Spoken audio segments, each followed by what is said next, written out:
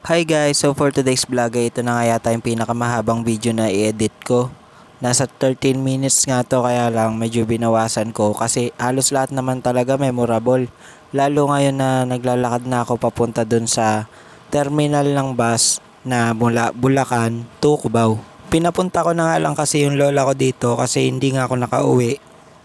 At ayun nga, igagala ko muna siya kasi hindi naman talaga kasi siya madalas o kahit na isang beses sa isang taon makakapunta ng mall. At dahil meron nga din kaming passes para dun sa sine, ito na rin yung magandang time para maisama ko yung lola ko kahit papano ma-experience niya. Sobrang grabe nga lang kasi ang dami niya pa palang bagay na hindi nagagawa, hindi na-experience, hindi nakakain, ganun. Kaya mamaya talaga makikita niyo yung reaction niya na parang ang saya-saya niya tapos excited siya. So ayun na nga, dito na nga lang ako dumaan sa may MRT station. Nag-elevator nga lang ako para mas madali. Tapos naglalakad na ako dyan sa may papunta ng St. Martin de Porres. Dito lang din yan sa may Cubao. Maaga nga siyang umalis ng Bulacan, mga 7 nga yata yun ng umaga. Pero mabilis din naman siya nakarating, mga almost 2 hours lang. Kasi wala naman masyadong bumabiyahe ngayon dahil holiday pa nga. At habang naghihintay nga, tinanggal ko muna yung jacket ko kasi sobrang init na talaga. Kaya ako lang naman yan sinuot at saka dinala. Para na rin mamaya doon sa silihan kasi sobrang lamig talaga, as in na experience namin dati na yun nga pupunta kami doon tapos wala kaming dalang pangginaw. Tapos ayun nga, sabi ko sa kanya kaway muna siya. Nung magkasama na kami ni mama, pumunta na nga muna kami sa pinakamalapit na pwedeng kainan. Ito na nga lang yun sa Jollibee. Matagal na nga rin kasi halos nung magmula nang mag Jollibee si mama, siguro mga ilang buwan na din. O mag-iisang taon na rin, ganun. Kaya ayan, kahit papano, ilibre naman natin.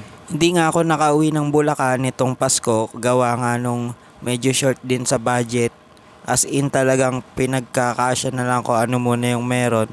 Tapos yan, na-amaze ako dun sa burger ng Jollibee dito sa may Arayat.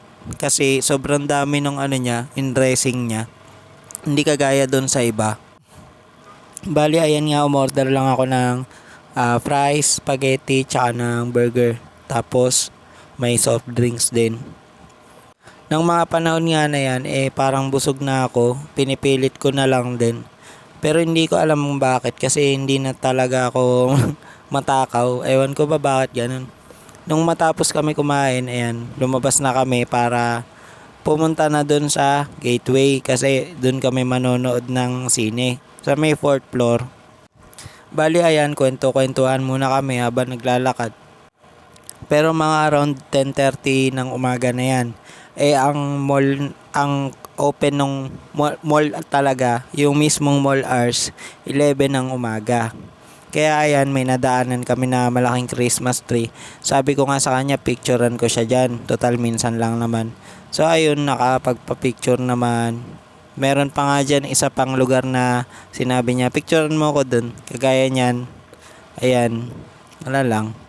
Na sobrang ano niya, sobrang babaw na ng ligaya niya. Dahil naka-experience na at nakapunta ulit sa mall pagkatapos ng mahabang panahon. Tapos maya-maya nga lang tumugtog na yung lupang hinirang.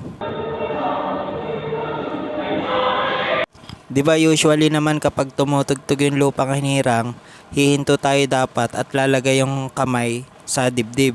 Kaya lang kasi naalala ko, ginagawa lang pala yun kapag ka may bandera ng Pilipinas na nasa harap mo para ilagay mo yung kamay mo sa dibdib mo. Pero nasa kanya-kanya naman kasing pagkakaunawa, ganun. Bali, pasensya na nga pala kayo sa boses ko, hindi ko alam, siguro nitong mga nagdaan kasi na medyo nadadalas yung inom ng malamig kaya ayan medyo napapaos-paos. Bali, ito na packet na kami dun sa mismong sinehan kasi bibili muna kami ng ticket dahil anong oras pa naman yung unang screening, 1:00 pa ng hapon. Kaya naman sabi ko sa kanya, diretso na muna kako tayo doon para bayaran na muna namin. Tapos itabi muna namin yung ticket namin, balik na lang kami kapag malapit na. Bali 30 pesos nga lang pala ang isa na binayaran ko kasi nga yun may passes kami galing dun sa boss namin. Taon-taon talaga meron silang mga passes na ekstrang binibigay para na rin sa mga empleyado nila. Tapos ayun, pinipilit ko nga na yung lola ko na doon na pumila sa senior. Kasi bukod naman yung pila nun, tas may ID naman siya. Bali ayan nga pala, i-post nyo na lang yung video para makita nyo yung mga price kada movie na papanoorin nyo. Bali bumaba nga muna kami ulit dun sa may food court para kumain muna kasi mga 11:30 pa lang naman yan. Bali bumili nga lang ako dyan ng shawarma kasi yun lang din yung medyo mura-mura. Tapos ayun, tinanong ko si mama, hindi pa pala niya nakakain yung ganyan. Hindi pa pala siya nakakatikim ng ganyan.